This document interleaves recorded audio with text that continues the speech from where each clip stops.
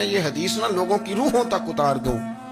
حضور فرماتے ہیں میں نے جس کے سامنے دین پیش کیا اس نے دلیل مانگی، وہ بھی کوئی اپنا ہے جو اپنوں سے دلیلیں مانگے، وضاحتیں مانگے، یہ کیسے تھا تو وہ کیسے تھا تو یہ چیز کدھر سے آئی تو وہ کدھر گئی۔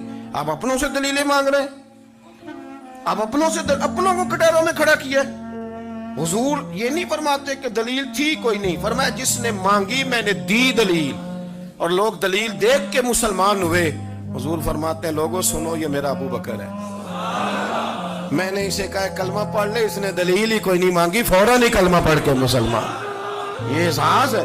یہاں تو تھک گئے لوگ اپنوں کو دلیلیں دیتے، وہ جی ویسے کیسے تھا تو ایک بندہ یہ کہہ رہا تھا تو دوسرا کہنے دے جو دنیا کہتی ہے، تو اپنی بات کر، تو بتا تو کیا کہتا ہے، اپنی رائے بیان کر، تیرا نظریہ کیا ہے، تیرا ذوق کیا، تو چھوڑ لوگ کیا کہتے ہیں، اپنی بات کر۔ اگر ابو بکر صدیق لوگوں کے کہنوں پہ چلتے تو مکہ تو سارا کچھ اور کہہ رہا تھا، اس وقت تو کچھ تھا ہی نہیں جو کہتا کہ نہیں تو ٹھیک چل رہا ہے، دنیا ساری کچھ اور کہہ رہی تھی، لیکن صدیق اکبر کہہ رہے تھے نہیں نہیں، سچ وہ ہے جو مدینے والے رسول فرماتے ہیں، سچ وہ ہے جو میرے آقا نے فرمایا۔ زندگی میں انہوں نے بتایا لوگوں کو کہ دین کا مزہ لینا ہے تو پھر ذرا غلامی کر کے آتا ہے، پھر ذرا پورا پیار کر کے آتا ہے، پھر پوری محبت دے کے پھر غلامی کا مزہ۔ حضرت اسماء بنت ابی بکر صدیق فرماتی ہیں کہ نبی پاک صلی اللہ تعالی علیہ وسلم نہ حرم شریف میں داخل ہوئے، ایام مکہ میں، مکے کے دن تھے، حضور حرم مکہ میں داخل ہوئے، کافروں نے، ابو جہل نے پہلے سے سازش کی ہوئی تھی۔ جیسے ہی حضور اندر داخل ہوئے تو شور کرنے لگا، کہنے لگا یہ تمہارے بتوں کو برا کہتے ہیں اور تمہیں شرم نہیں آتی، یہ تمہارے معبودوں کو گالی دیتے ہیں، معاذ اللہ برا کہتے ہیں، میں خیال نہیں آتا۔ لوگوں کو اشتعال دینے لگا، لوگ مختلف جگہوں سے اکٹھے ہو کے حضور کے گرد جمع ہو گئے۔ آپ نے کہا ہے کہ بت جھوٹے، حضور فرمانے لگے کہا ہے۔ آپ نے کہا ہے کہ یہ کچھ نہیں کر سکتے، فرمایا کہا ہے۔ آپ نے کہا ہے یہ کوئی نفع نقصان نہیں دیتے، حضور فرمانے لگے کہا ہے۔ رسول کائنات صلی اللہ علیہ وسلم سے جو سوال پوچھا حضور نے بیان کیا، چاروں جانب سے وہ نبی کریم پر ٹوٹ پڑے، معاذ اللہ، مارنے لگے۔ حضرت صدیق اکبر گھر میں بیٹھے کھانا کھا رہے تھے، کسی نے کہا ابو بکر وہ تو حرم میں حضور کو مار رہے ہیں، نہ سر پہ ٹوپی نہ پیروں میں جوتا۔ ابو بکر دوڑے، سر پٹ دوڑے، بھاگے۔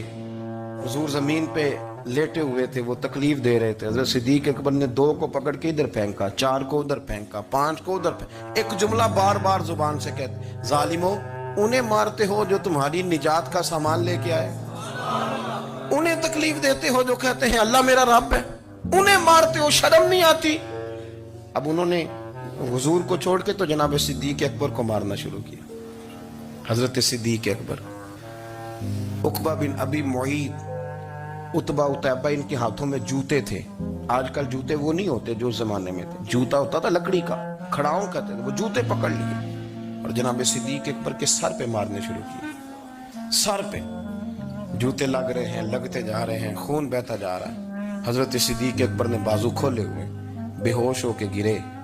حضرت اسماء کہتی ہیں میرے والد کو لوگ گھر لائے تو سر بھی سارا لہو سے بھرا ہوا تھا، چہرہ بھی سارا لہو سے بھرا ہوا تھا۔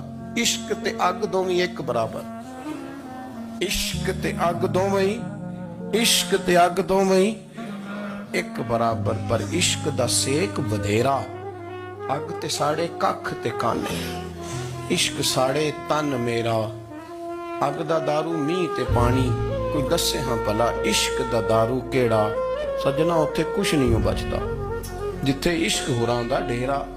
حضرت صدیق اکبر کو گھر لائے تو لہو لہان ہے سارا وجود، خون بہ رہا۔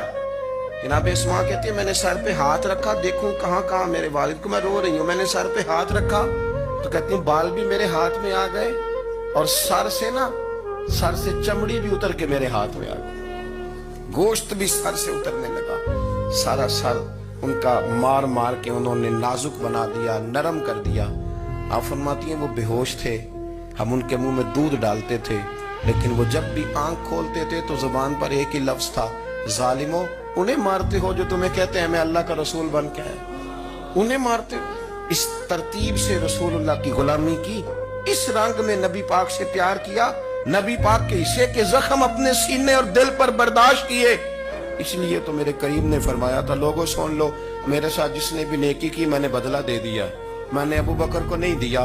میں ابو بکر کا ہاتھ پکڑ کے اللہ کی بارگاہ میں لے جاؤں گا. میں کہوں گا مالک اس نے بڑی نیکیاں کی ہیں, تو ہی اسے اجر عطا فرما. میں لے کے جاؤں گا, کہوں گا اے اللہ تو دے اسے اجر, اس نے بڑی نیکی کی, اس نے بڑا پیار کیا, اس نے میرے ساتھ بڑی محبت کی, اس نے بڑی غلامی.